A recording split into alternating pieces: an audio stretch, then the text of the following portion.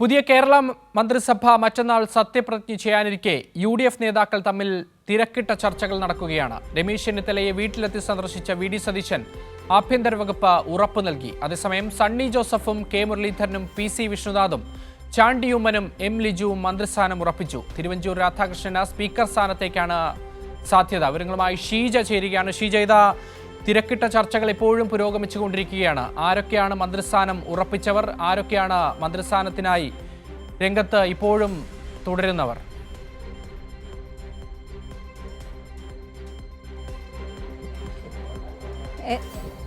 അക്ഷയ്, പ്രധാനമായും ഇപ്പോഴും കൂടുതൽ നേതാക്കൾ ഇവിടേക്ക് എത്തിച്ചേർന്നുകൊണ്ടിരിക്കുകയാണ്. ഇപ്പോൾ ചാണ്ടി ഉമ്മൻ ഇവിടെ രമേശ് ചെന്നിത്തലയുടെ വസതിയിലേക്ക് എത്തിയിരിക്കുകയാണ്. ഏതായാലും മന്ത്രിസ്ഥാനം ഉറപ്പിച്ച ഒരു വ്യക്തി കൂടിയാണ് ചാണ്ടി ഉമ്മൻ. അദ്ദേഹമാണ് ഇപ്പോൾ ഇവിടെ രമേശ് ചെന്നിത്തലയുടെ വഴുതക്കാടുള്ള വസതിയിലേക്ക് എത്തിയിരിക്കുന്നത്. ഏതായാലും തിരക്കിട്ട ചർച്ചകൾ, കൂടിയാലോചനകൾ എല്ലാം അതിന്റെ അവസാന ലാപ്പിലേക്ക് എത്തുന്നു എന്ന് തന്നെ പറയേണ്ടിയിരിക്കുന്നു. ഇതിൽ ഒരു പൂർണ്ണ സമാപ്തിയിലേക്ക് എത്തിയില്ലെങ്കിൽ പോലും ഭാഗികമായി ചില കാര്യങ്ങൾ അംഗീകരിക്കപ്പെട്ടിട്ടുണ്ട്. അതിലൊന്നെന്ന് പറയുന്നത് രമേശ് ചെന്നിത്തലയ്ക്ക് ആഭ്യന്തര വകുപ്പ് നൽകുന്നതുമായി ബന്ധപ്പെട്ടുള്ള കാര്യത്തിൽ ഒരു തർക്കവും അവശേഷിക്കുന്നില്ല. അതിൽ കൃത്യമായ രീതിയിൽ ഒരു തീരുമാനത്തിലേക്ക് എത്തിയിട്ടുണ്ട് എന്നുള്ള കാര്യം തന്നെയാണ്. അത് ഉച്ചയ്ക്ക് ഇവിടെ നിയുക്ത മുഖ്യമന്ത്രി VD സതീശൻ രമേശ് ചെന്നിത്തലയെ കാണുവാൻ വേണ്ടി ഇവിടെ വഴുതക്കാട് വസതിയിലെത്തിയപ്പോൾ അദ്ദേഹം വ്യക്തമാക്കുകയും ചെയ്തിട്ടുണ്ട്. ഏതായാലും ആ ഒരു കൂടിക്കാഴ്ചയിലായിരുന്നു രമേശ് ചെന്നിത്തല തന്റെ മറ്റാവശ്യങ്ങളിൽ ഉറച്ചു നിൽക്കുന്നു എന്നുള്ള കാര്യം വ്യക്തമാക്കിയത്. അതിൽ ഏറ്റവും പ്രധാനപ്പെട്ടത് അൻവർ സാദത്തിന് മന്ത്രിസ്ഥാനം നൽകണം എന്നുള്ള കാര്യം തന്നെയാണ്. തനിക്കൊപ്പം നിൽക്കുന്നു എന്നുള്ളത് കൊണ്ട് നിരന്തരം തിരികെ വരാൻ PJ ജോസഫ് മാധ്യമങ്ങളെ കാണുകയാണ്. അതിലേക്ക് രണ്ട് മന്ത്രിസ്ഥാനമാണ് ഞങ്ങൾ ആവശ്യപ്പെടുന്നത്. അതെ, രണ്ട് മന്ത്രിസ്ഥാനത്തിൽ തന്നെ ഉറച്ചു നിൽക്കുകയാണ് എന്നാണ് കേരള കോൺഗ്രസിന്റെ നേതാവായിട്ടുള്ള PJ ജോസഫ് ഇപ്പോൾ മാധ്യമങ്ങളോട് പ്രതികരിച്ചത്. ഷീജയിലേക്ക് തന്നെ തിരികെ പോവുകയാണ്. ഇതാ രമേശ് ചെന്നിത്തലയുടെ വീടിന് മുന്നിലാണ് ഷീജ ഉള്ളത്. ഇപ്പോൾ ചാണ്ടി ഉമ്മൻ രമേശ് ചെന്നിത്തലയുമായി കൂടിക്കാഴ്ചയ്ക്കായി അവിടെ എത്തിച്ചേർന്നിരിക്കുന്നു. ഷീജ, തുടരാം.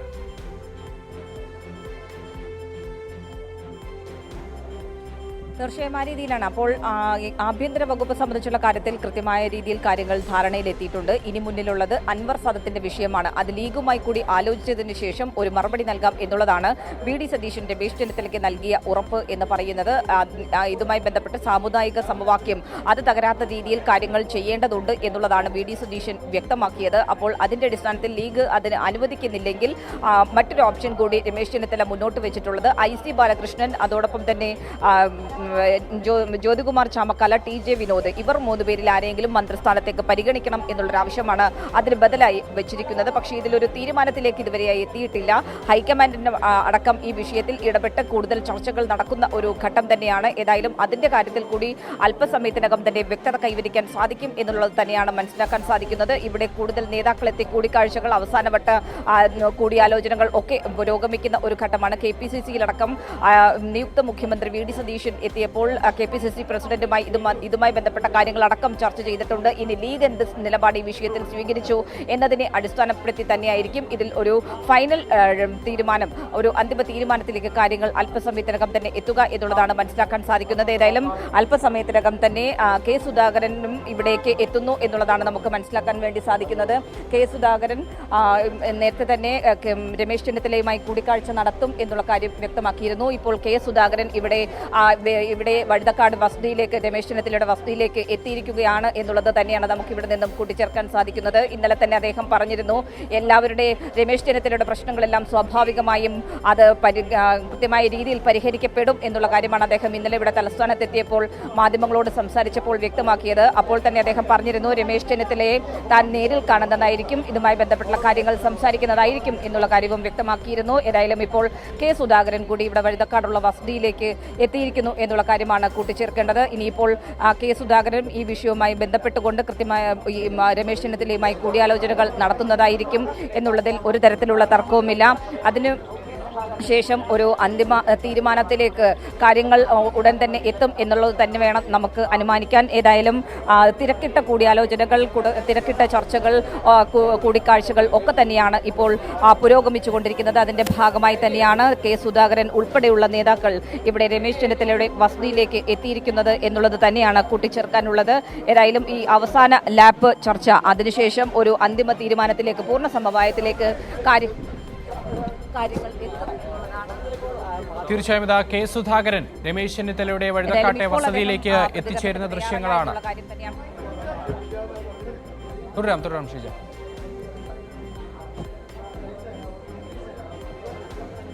തീർച്ചയായും അദ്ദേഹം ഇപ്പോൾ ഒരു പ്രതികരണത്തിന് തയ്യാറല്ല എന്നുള്ളതാണ് വ്യക്തമാക്കിയിരിക്കുന്നത്. ഏതായാലും അദ്ദേഹം കൂടിക്കാഴ്ചയ്ക്ക് ശേഷം പുറത്തേക്ക് ഇറങ്ങുമ്പോൾ സ്വാഭാവികമായും അദ്ദേഹത്തിന്റെ പ്രതികരണം ഉണ്ടാകും എന്ന് തന്നെയാണ് നമ്മൾ പ്രതീക്ഷിക്കുന്നത്. അതിൽ കൂടുതൽ വ്യക്തത കൈവരിക്കാൻ സാധിക്കും എന്ന് തന്നെ മനസ്സിലാക്കാം.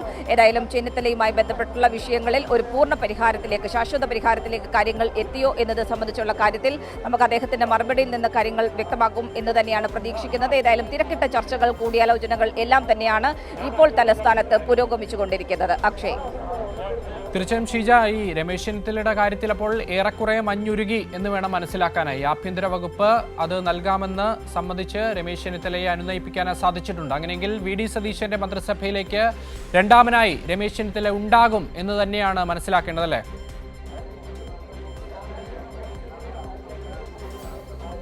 തീർച്ചയായും രമേശ് ചെന്നിത്തല ഏതായാലും വി.ഡി. സതീശൻ മന്ത്രിസഭയിൽ രണ്ടാമനായി ഉണ്ടാകും എന്നുള്ളതിൽ തർക്കമില്ല. അതിന്റെ വ്യക്തമായിട്ടുള്ള ഉറപ്പ് തന്നെയാണ് ഇന്ന് ഉച്ചയ്ക്ക് വി.ഡി. സതീശൻ എത്തിയപ്പോൾ രമേശ് ചെന്നിത്തലയ്ക്ക് നൽകുകയും ചെയ്തത്. ദീപാദാസ് മുൻഷി അടക്കമുള്ളവർ ഈ വിഷയവുമായി ബന്ധപ്പെട്ടുകൊണ്ട് കൃത്യമായ ഒരു പരിഹാരം ഉണ്ടാകും എന്നുള്ളത് കഴിഞ്ഞ ദിവസം എത്തിയപ്പോൾ രമേശ് ചെന്നിത്തലയുമായുള്ള കൂടിക്കാഴ്ചയിൽ രമേശ് ചെന്നിത്തലയ്ക്ക് ഉറപ്പ് നൽകിയിരുന്നു. അതിന്റെ അടിസ്ഥാനത്തിൽ AICC നൽകിയിട്ടുള്ള നിർദ്ദേശം, പ്രത്യേകിച്ചും ഹൈക്കമാൻഡിന്റെ നിർദ്ദേശം കൂടി വി.ഡി. സതീശൻ ഉണ്ടായിരുന്നു. ഇതുമായി ബന്ധപ്പെട്ടുകൊണ്ട് അതിന്റെ ഒരു തുടർച്ച എന്ന നിലയിൽ തന്നെയാണ് ഇന്നിപ്പോൾ നിയുക്ത മുഖ്യമന്ത്രി ഇവിടെ എത്തിയപ്പോൾ അദ്ദേഹം രമേശ് ചെന്നിത്തലയ്ക്ക് ഉറപ്പ് നൽകിയതും. അതുകൊണ്ട് ആ വിഷയത്തിൽ ഇനി ഒരു തരത്തിലുള്ള തർക്കവും നിലനിൽക്കുന്നില്ല.